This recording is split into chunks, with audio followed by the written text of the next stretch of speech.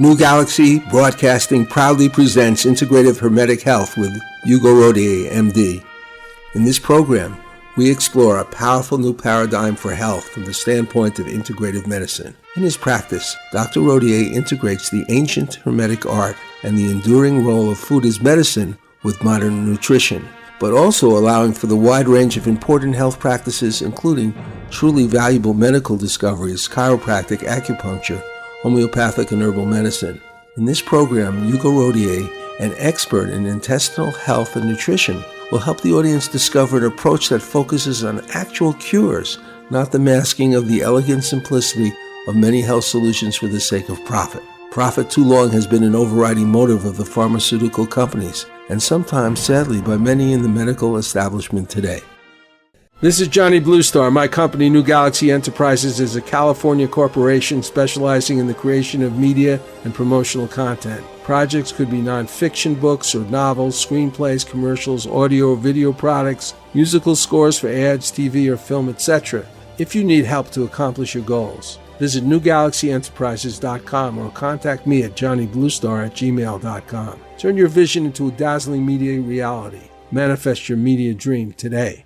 Some say that the history of medicine has been continually evolving since the time of the ancient Greek physician Hippocrates. But today, some experienced and knowledgeable doctors beg to differ. They clearly see forms of medical treatment that often serve to suppress symptoms with pharmaceuticals that have dangerous, if not fatal, side effects. Also, recommendations for surgical intervention that place profitability over the well-being of their patients. These doctors refuse to include in their practice the many modern and ancient health disciplines utilizing herbs, homeopathic remedies, acupuncture, and above all, the power of nutrition. Many of the most useful insights are grounded in Hermetic science developed hundreds of years ago. Hugo Rodier, MD, author, broadcaster, and practicing physician, has spent his career focusing on nutrition and intestinal health. In fact, only now medical journals are coming to terms with the guiding points of view he had realized decades ago. Please join with me, Johnny Bluestar, as I assist Dr. Hugo Rodier in his new program, Integrative Hermetic Health. Hi, Hugo, are you there? Yes. So, can you tell us something about the ancient Hermetic arts? I mean, first of all, how did you get involved in looking at something so old and so much forgotten by the modern world, and how have you integrated this into your practice of medicine? Well, it goes to how my mind works. I'm a forest type of guy, not a tree guy, if you know what that means. And so since I was a child, I thought that integrating diverse ideas is the way to go. And if I could put them together, make sense of the forest, then I didn't think I was seeing the true picture. Of course, we need both points of view. We need people that focus on trees as well. So that's a true integrative approach. As a child, then I was born right-handed, and I played a lot of soccer. And I thought, hey, my left hand is just sitting there. All I do with it is pick my nose, and my left foot, never use it and on the field. And so I began to train myself to use my left side. That is to train my right brain, if you will. And so I think that helped me tremendously. So then, being pretty much a foreigner in Chile myself, never knowing where I fit in, I had a more global approach to my thinking, and that did wonders for me.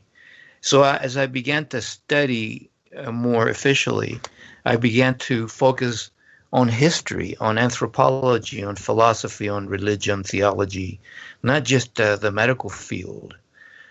And I was naive enough to think that a doctor would need to put all these things together to become a true healer in the mode of physicians of old that looked at the whole person. And so I naively thought that I'd be trained that way when I got to medical school. And of course, that sounds like a joke if you know how medical schools teach people.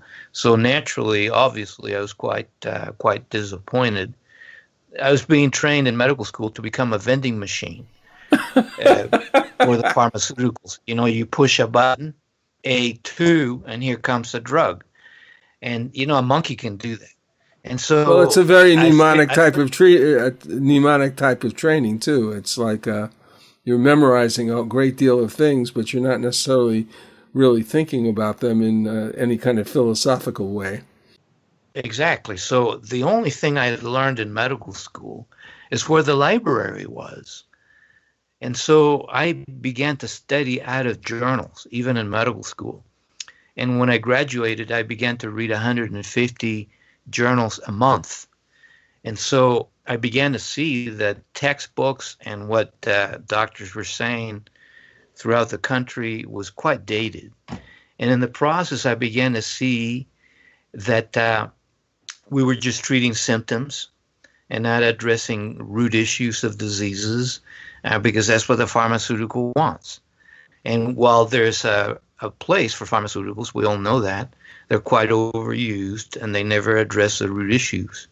But at the same time, I was beginning to become a man, a man in the sense of the word, meaning I wanted to know about my own identity, my own thoughts, my own philosophy, a bit of religious upheaval, if you will, that we might get into it later. But so I began to dig deep into history and anthropology and the roots of human thinking.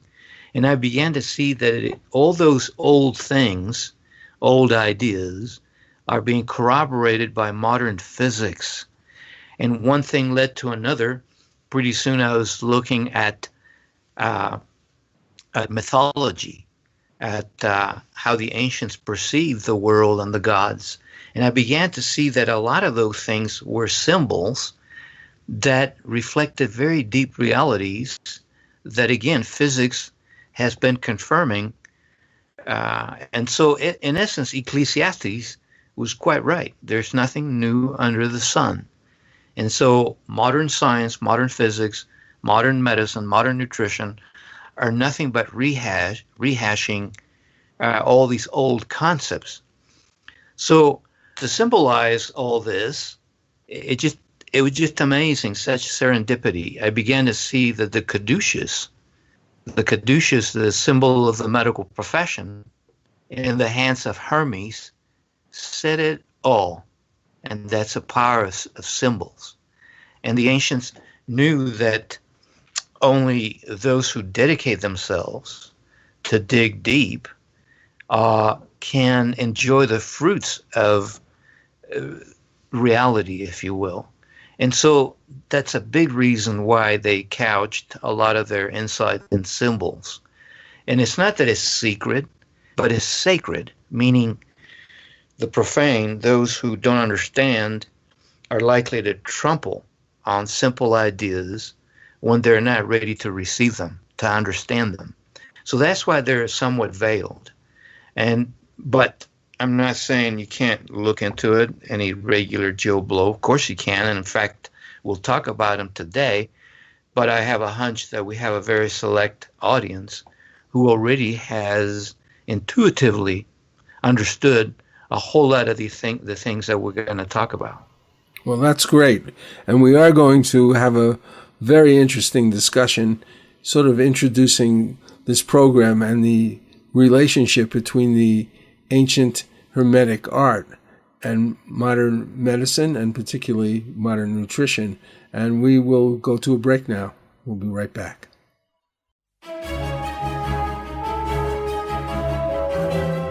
This is Johnny Bluestar, CEO of New Galaxy Enterprises, a media content development company. If you are an author and want your novel adapted to the screen or to the new high-quality TV series developed by Amazon, Hulu, and Netflix, for example, I probably can help. My company, New Galaxy Enterprises, is a media content company, and I've worked on a number of adaptations, including a dramatic version of ventriloquist Paul Winchell's autobiography, an adaptation of a novel co-authored by myself and a Korean War veteran, an historical account of the Mexican art revolution, a science fiction screenplay based on a fictional novel account of fallen angels, and many other proprietary and client-based projects. We want our projects to be with high-quality potential and positive intent. To learn more about New Galaxy, see samples of our work, or talk to us about your project, please go to www.newgalaxyenterprises.com and fill out the contact form. If you're not fond of books, you may be interested in watching Dr. Rodier's slide presentation on his website, hugorodier.com. That's HUGORODIER.com. It lasts 48 minutes and explains the simple roots of all diseases with pictures and graphs that are easy to understand. The presentation includes basic principles of physics, philosophy, anthropology, and history to truly integrate the most vital pillars of human health. In Ken Eads' book, The Involuntary Spy, Seth Rogen, a scientist, after having discovered a major deception created by a multi-billion-dollar worldwide agribusiness giant that he works for, is driven by his conscience to release the information to the public at the peril of his reputation, career, and life itself. To do this, he must take refuge in Moscow. Here is an excerpt. Chapter 4. Yuri helped Seth settle into the safe house in Moscow. Tomorrow night, he would take the 9-hour flight to the Far East. From the apartment, he could see the colorful and distinctive towers of St. Basil's Cathedral from his window, and the glittering gold onion domes of the Church of Annunciation in the Kremlin. This was the Kremlin he had seen so many times on television. Back then, during the Cold War, it had represented the seat of the Empire of Evil. Now, it was oddly beautiful. The American press was already doing damage control on Seth's report to Russia Today. The president called it propaganda, and said that the United States was against the manufacture of biological weapons. Spokesman from the company said that Seth's report to RT should be disregarded as the words of a traitor and a thief. Because of his fleeing the country, Seth's story was discredited in every mainstream media report.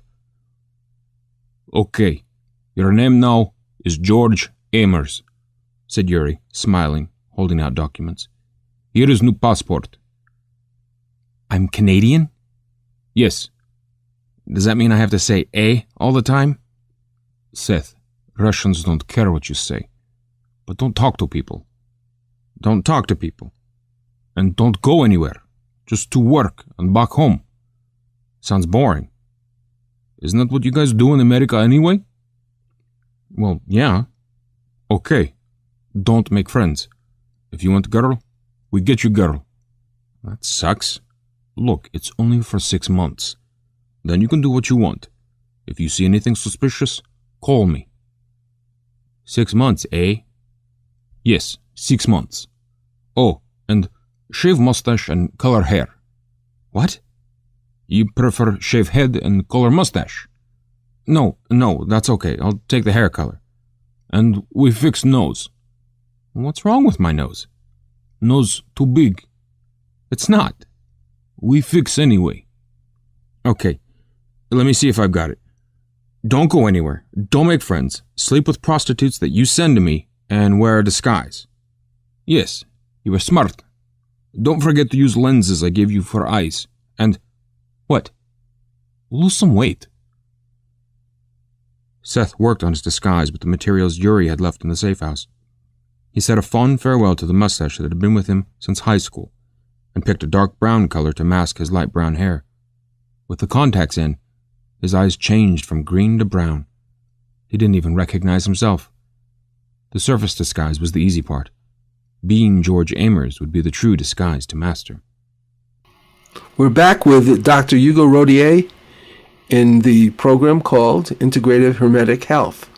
And we have been discussing the caduceus and the ancient art of Hermes, the Hermetic art, and their relationship to the practice of medicine today. And can we go back and talk about that some more, Doctor?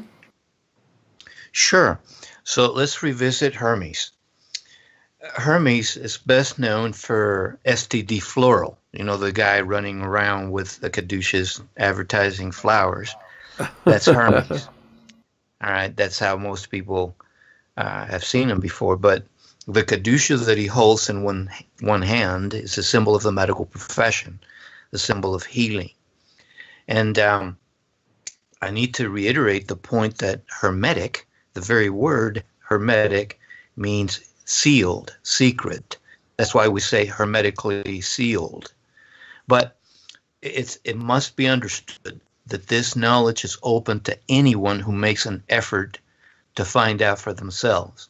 So it's not an elitist concept at all, but it's meant for those who work and then deserve the wisdom and the insights that come from studying what this symbol represents. Hermes is also known as Mercury.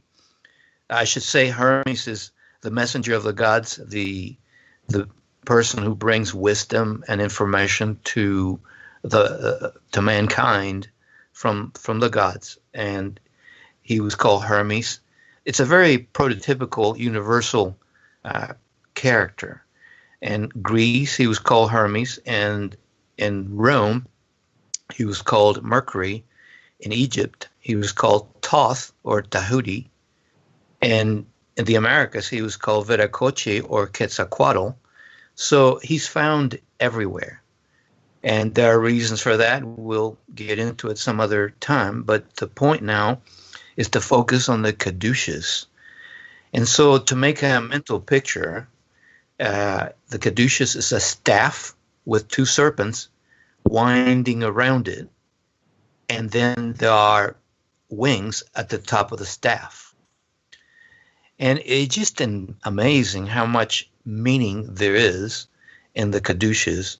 And I don't think it was an accident that medicine picked this symbol, but I fear that its meaning has been lost to modern medicine. So let's backtrack a little bit to the time of the Renaissance, the Medici in Florence. These people were incredibly rich, and the men in charge, the Doge, felt that they could become even richer if they understood secret or sacred concepts from antiquity.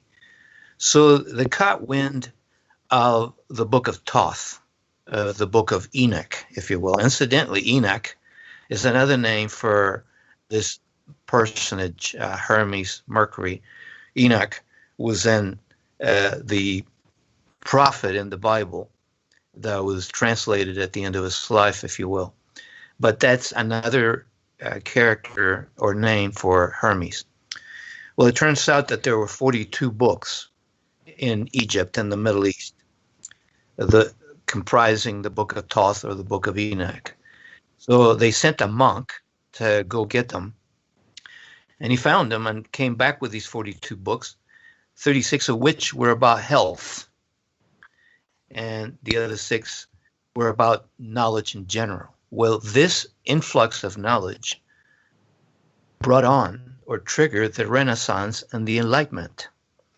And that's what triggered or started modern medicine. And that's why we call it medicine, because of the Medici in Florence. And so that's when the caduceus was adopted as a symbol of the medical profession. I feel that these people knew exactly what they were doing. So let's just dissect, if you will, the meaning of the caduceus. Okay. Well, number one, you've got serpents and birds, wings and snakes winding up around the staff, all right? Well, that's exactly what Hermes stands for. As above, so below. As above, the wings, the birds flying in the air, and as below on the earth, the snakes crawling on earth. As above, so below was the very main message of the emerald tablets when we first hear about Hermes in antiquity. And so the very point, which I'm pretty sure our listeners already know, is that spiritual things and earthly things are the same and connected. And that's the very essence of your approach to your political show, Johnny.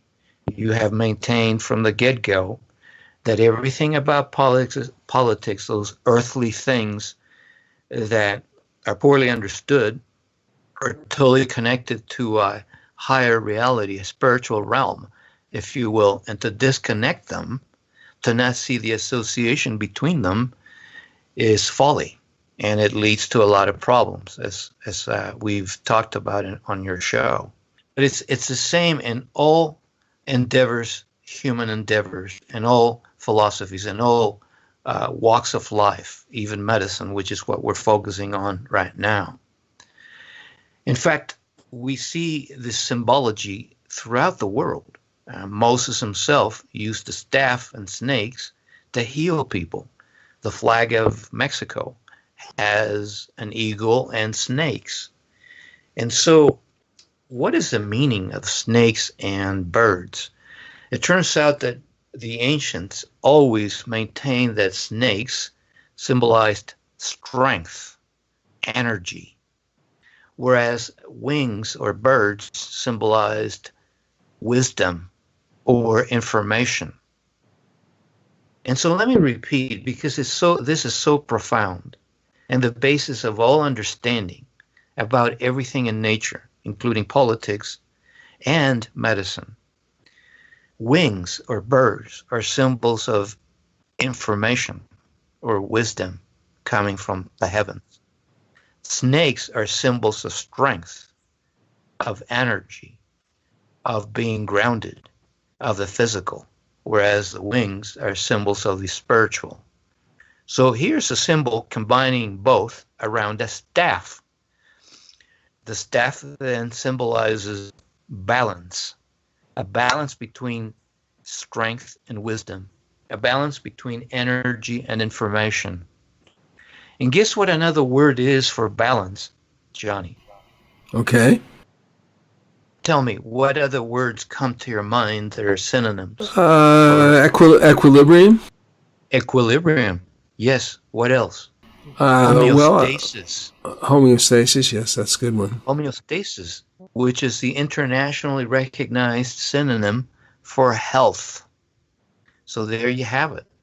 In order to be healthy, you have to have a balance of strength, wisdom, a balance of as above, so below, a balance of the spiritual and the physical, a balance between the feminine and the masculine, a balance between right and wrong, good and evil, light and darkness, etc., etc., etc. This is incredibly profound. And just as an aside, we'll get back to the caduceus. It is so interesting that there's a movement now in modern medicine to replace the caduceus with the Asclepius. Does that ring a bell? Asclepius? It rings No? a bell, but I can't place it. Asclepius. All right. Asclepius is the messenger or the errand boy of Hermes. And Asclepius is symbolized by one staff and one snake, not two. And I have a picture in front of me that we should share with the audience at some point if technology allows, where it shows Hermes with the caduceus comforting women, whereas Asclepius is pushing them away. And so, to me, the symbology of that picture is so clear. It means that modern medicine, trying to replace the caduceus, a well-balanced approach, with the Asclepius, only one snake, it means that we've rejected the feminine, meaning we're all about strength, all about the male, but we rejected wisdom, the female. And the power of symbols is incredible. Let me go back to the caduceus. As I said, it's a symbol of strength and wisdom, the balance of those two forces, which the Kabbalah will tell you are the very foundations of life. The tree of life are three pillars in the Kabbalah. The pillar of strength, the pillar of wisdom, the male and the female, justice and mercy, and in the middle they have a third pillar called balance, or equilibrium, or homeostasis, or health. And so modern physics, and I still have a mental picture of the journal Science covered the issue, discussing how modern physics has totally determined that the ancients were totally correct in singling out these two forces, strength and wisdom, to create the world. The creative forces of the grand architect of the universe, if you will. And so instead of calling those forces strength and wisdom, they have called them energy and information. So if you talk to any physicist, they'll tell you that the whole universe, the whole of reality, is based on energy information. Ones and zeros, computer language. But now we're looking at not one or a zero, we're looking at one and a zero for better computing, quantum computing. And so what are they saying? That we cannot have a balanced reality unless we combine strength and wisdom, good and evil, virtue and vice, meaning that our approach is quite divisive. As humans, we have a hard time integrating opposites. F. Scott Fitzgerald was famous for saying, men go crazy if they are not able, when they confront, I'm paraphrasing, they confront these forces and are not able to put them together. And so, to me, whenever I hear people espousing opposites without considering the other side, they sound crazy. Well, just to make an analogy here, the health of our political spectrum is also based on an imbalance, because Exactly. if you look at the Democrats and the Republicans, the Democrats are sort of the yin, the soft side. They project themselves as that. I'm not saying they are that, and they're projecting themselves as they're going to take care of everybody, and they're into social programs and all this. And then the Republicans take the very hard side. It's like in our diplomacy with North Korea right now, but in general, but as basically supported by Trump and his supporters, it's not, have a soft voice but carry a big stick. It's carry a very hard voice and also carry a very big stick. Well, there you have it. See, this is why I like to focus on these very basic things, and then you begin to make parallels like you did, and you begin to see that everything is about strength and wisdom, energy and information. So to put it in other words, what you just said, the Republican Party is about strength, about the male, about the right of the rich, the rights of capital, those who work hard, they say they work hard, and earn by the sweat of their brow their bread. And who's to say that all those things are wrong? But on the other side, you have wisdom, where we realize that if we don't take care of the disenfranchised, they will rebel and attack the rich. The wisdom side is to say we're all one. We need to take care of each other. We need to extend a hand to the disenfranchised. And just because they're disenfranchised doesn't mean that they have less rights. So it's a more feminine approach. But they're both correct. And the whole thing, they need to be integrated, right? Integrative exactly. health. A balance of capital and labor. So if we now move to health, we need to then see that we need a balance between strength and wisdom, between energy and information for healing. Before I go on with that, let me just give you an example. Nutrition, food. What is food? Food is nothing but energy and information. And so energy, calories, information, micronutrients, vitamins, minerals, etc. And so where did we get that food from? From the sun. From the sun, through photosynthesis, we harness the energy and information of the sun. And that's another huge hermetic concept, because it's all about harnessing the energy and information from the sun. So the ancients knew that everything about religion, philosophy, and the gods was the sun. In fact, if you study ancient philosophy and mythology, it's all about the power of the sun. You see, in fact, a whole lot of our deities have sun in their names, in their very names. Mithra, Agni, Usha in India. Christ himself and his Father were often compared to the sun. So it all boils down to the light of the sun. In fact, the very cross, which is a Sumeric symbol, not adopted by the Christians, is a symbol of the light of the sun. You see? And what is light? You ask any physicists, what is light? They'll tell you it's energy and information. And so, you know, it can become quite profound when we start to put things together. Then it's easier to look at complex issues because you have struck at the root. And so let me take it back to health. Well,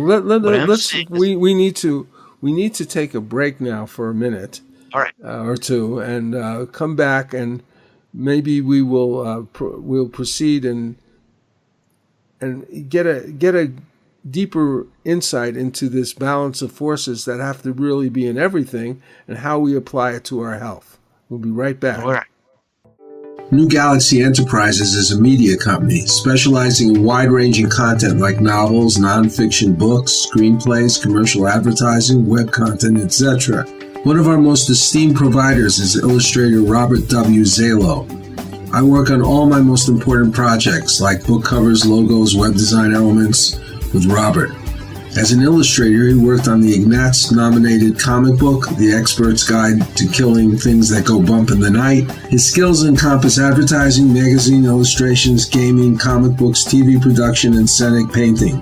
His clients include Comcast, Adelphia, Haven Talent, ForceWorks, High Octane Theater, Star Creative Advertising. If you wish to contact, go to newgalaxyenterprises.com or email me at johnnybluestar@gmail.com. For artist illustrator Robert Zalo, an essential component of all the work we do. Maybe he can help you too.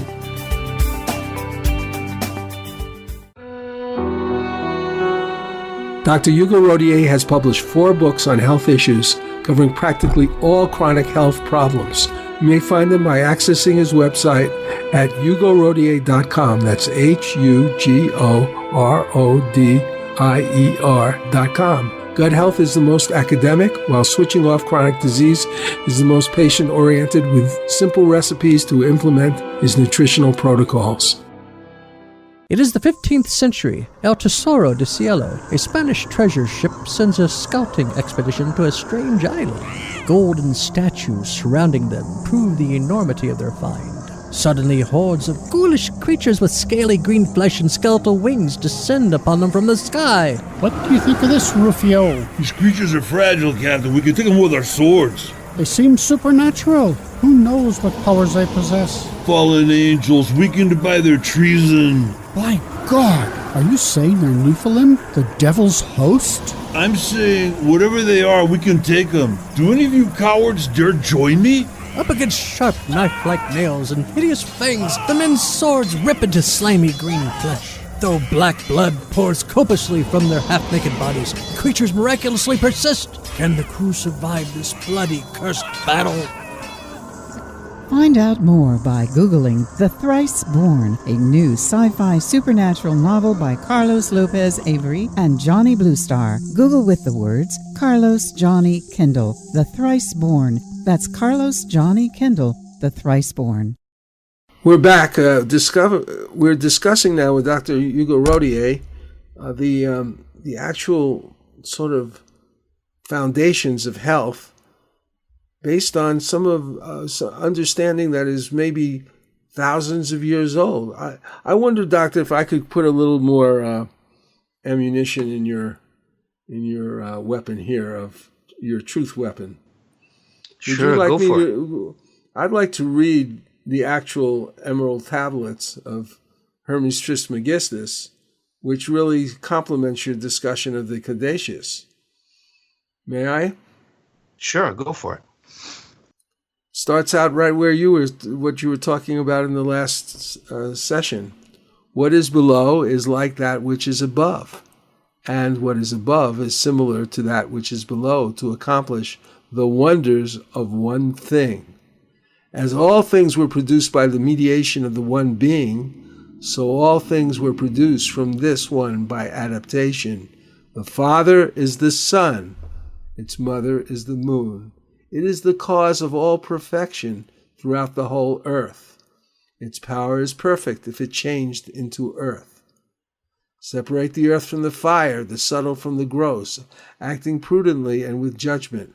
Ascend with greatest sagacity from the earth to heaven, and then descend again to earth, and unite together the power of things inferior and superior. Thus you will possess the light of the whole world, and all obscurity will fly from you. This thing has more fortitude than fortitude itself, but because it will overcome every subtle thing and penetrate every solid thing, by it the world was formed. Isn't that beautiful? I mean, it's an amazing synthesis of very critical things to understand. Yes, let me, as a commentary, quote from Einstein, which incidentally got a whole lot of his information, if you will, from dreams. And he freely admitted it. He felt that he was being inspired from above, as above, so below. Uh-huh. And so one of the things he's famous for saying is, quote, simplify everything you do. Any fool complicates things. It takes a genius to simplify them. If I cannot explain something in simple terms, I have not understood it, period. And so I got to tell you that that's exactly what I thought as a child, but I'm not going to take credit for it. Like I said, there's nothing new under the sun. I did not know anything about Einstein when that thought came into my head. And Johnny, I can tell you that it came from outside me. I take no credit for it. That's why I've grown up thinking that intuition wins the day. All right. And so, to quote Einstein again, the most beautiful emotion is a sensation of the mystical. It is the power of all true science. He's also famous for saying science without religion is lame, and religion without science is blind. And so, before people start thinking, oh my gosh, we're getting really woo-woo here, please read David Deutsch, a modern physicist. He's received a lot of physics awards. I first came acquainted with his work when he wrote The Fabric of Reality, where he tells you the very same things we've been talking about. He followed that book up with The Beginning of Infinity. So those are two books that can easily get you into how physics is corroborating all this. Now, if you want to attack it from the opposite side, a more mystical side, then all you have to do is read the Woolly Masters or the Tao of Physics. Those are two great books written from a more Buddhist approach. But it doesn't matter whether you come from the left or the right, from above or below, from science or philosophy, it is the same. So to think that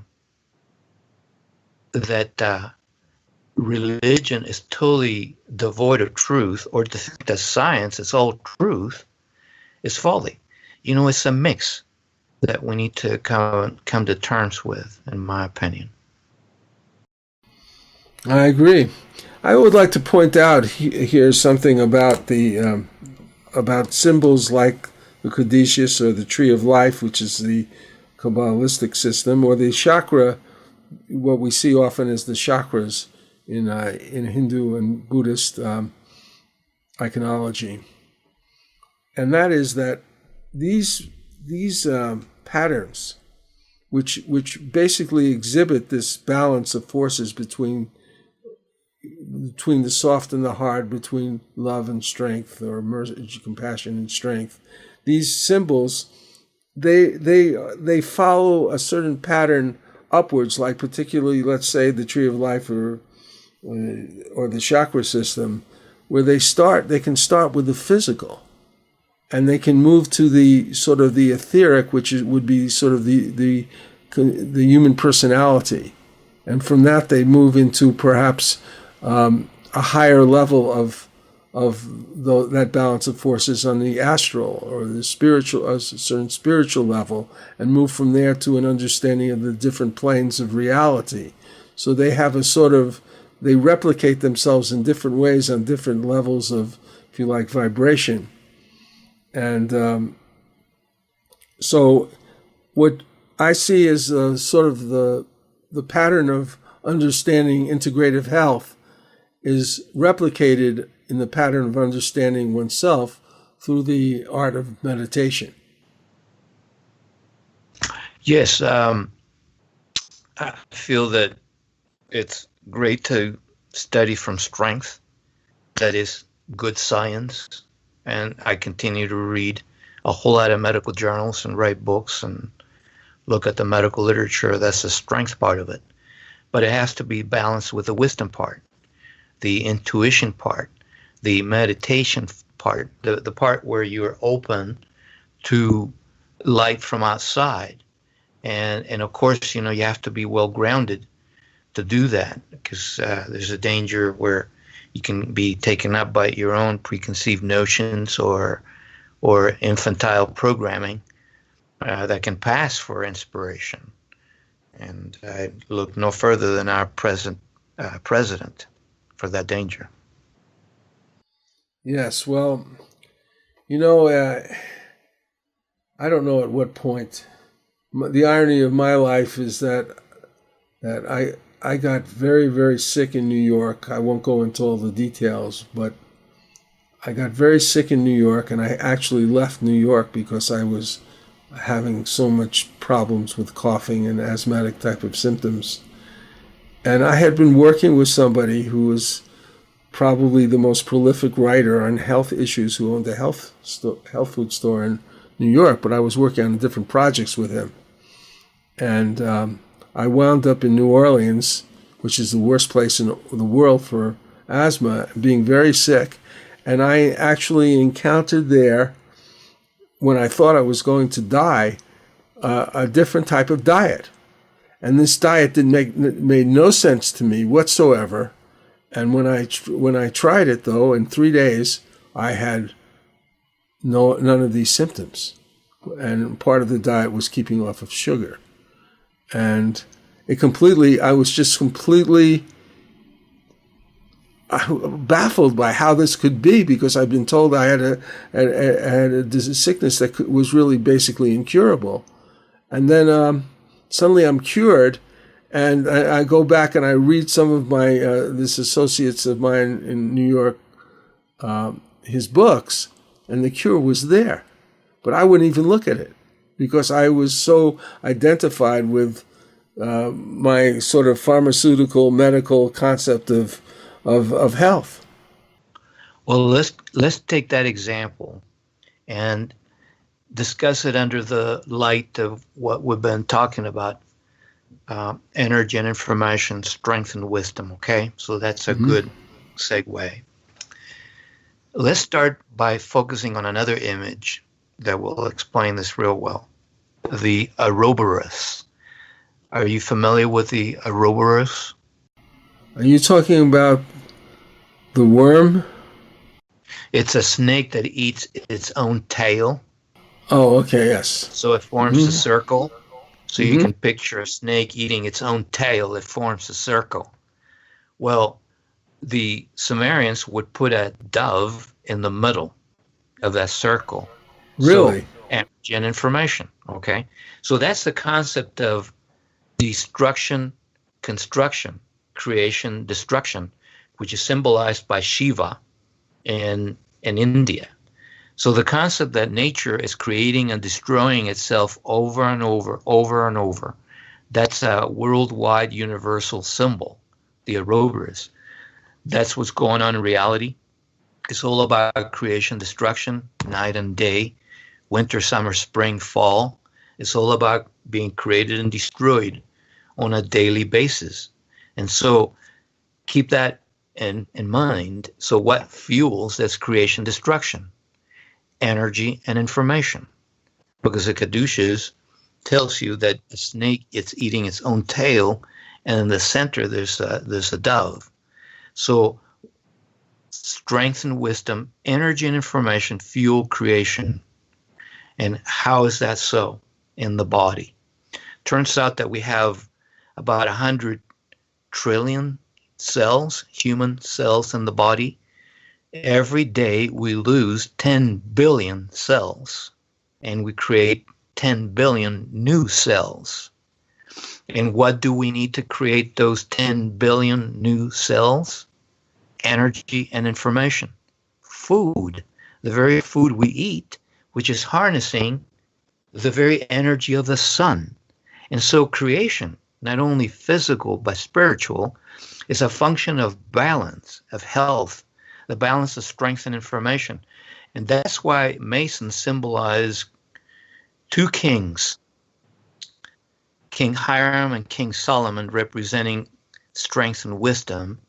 And then there's an architect, Hiram Abiff, in the middle, representing balance, because creation is done by us as humans on a daily basis.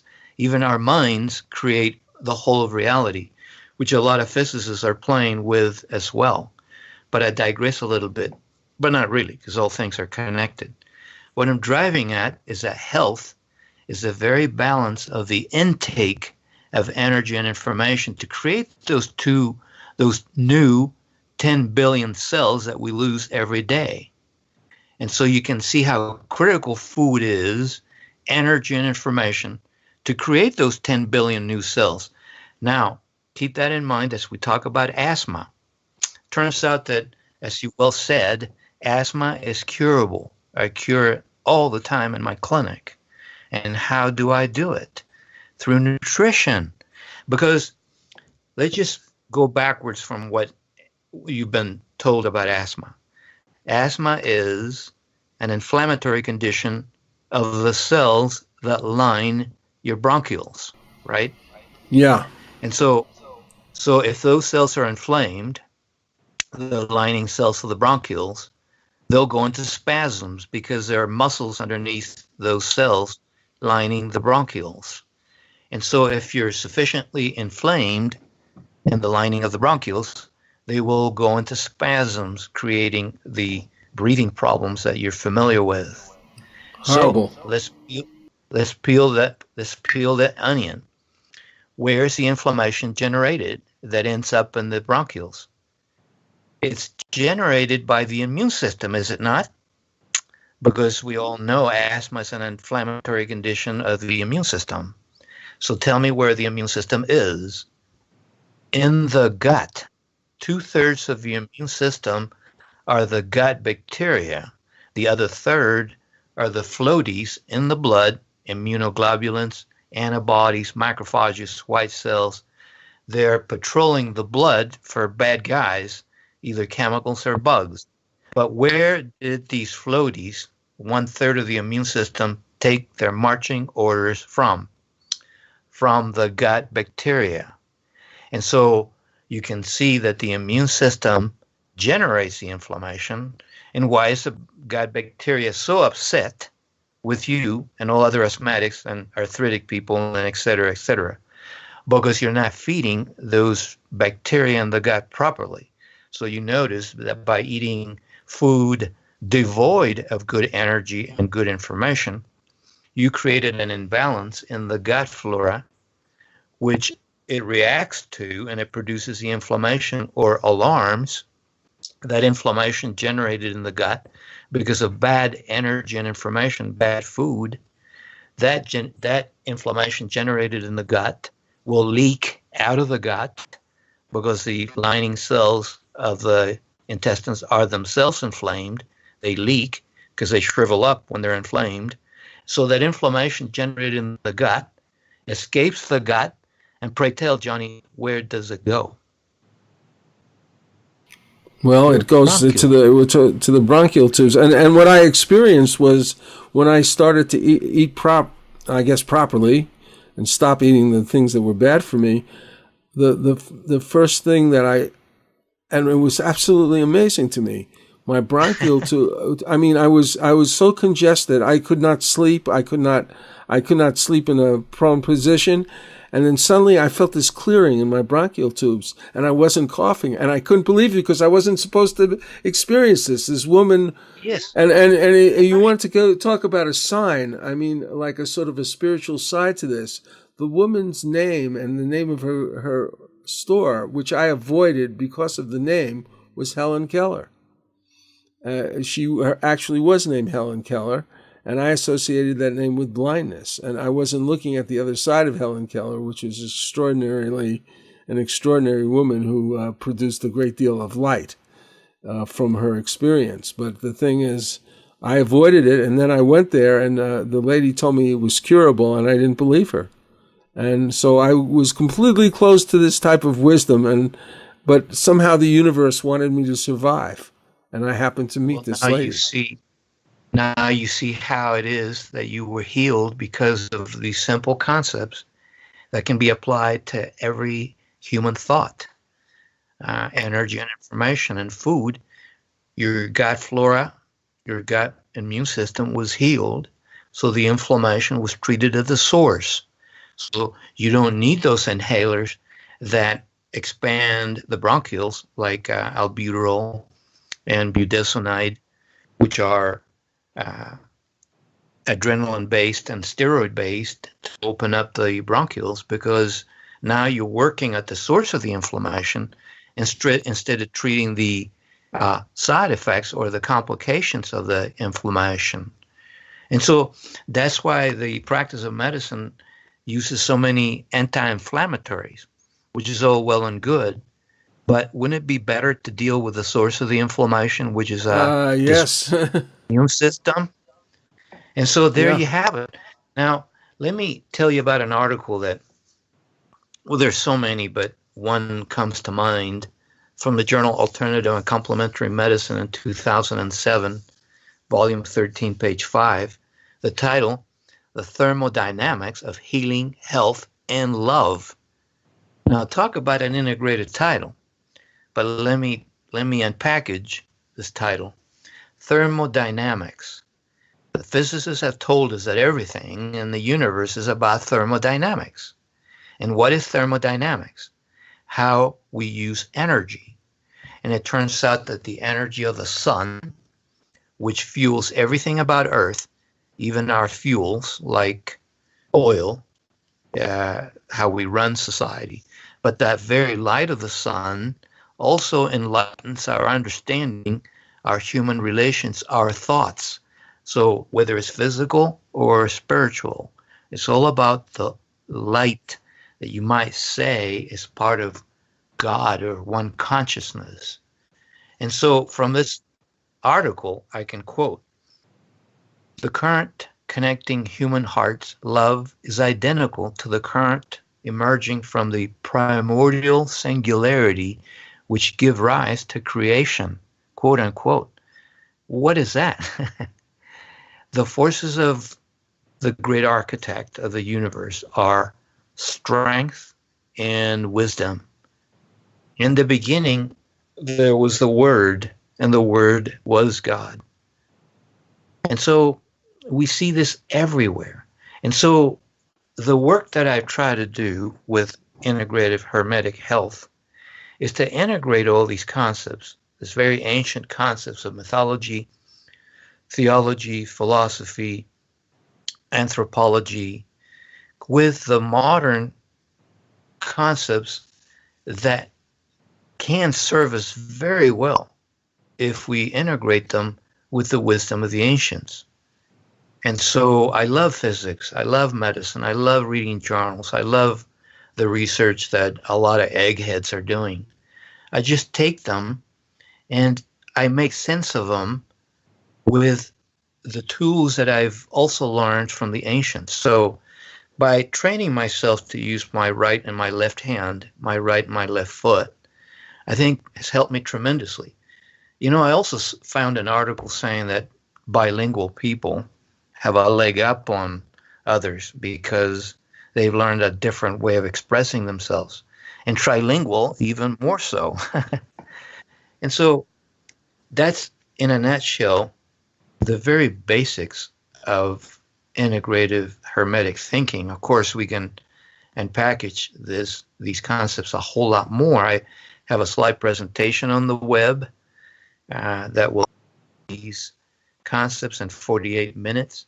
And then I wrote a slide presentation book that will take days to go through as a book would, but it's nothing but pictures with a few commentaries to further package these simple concepts.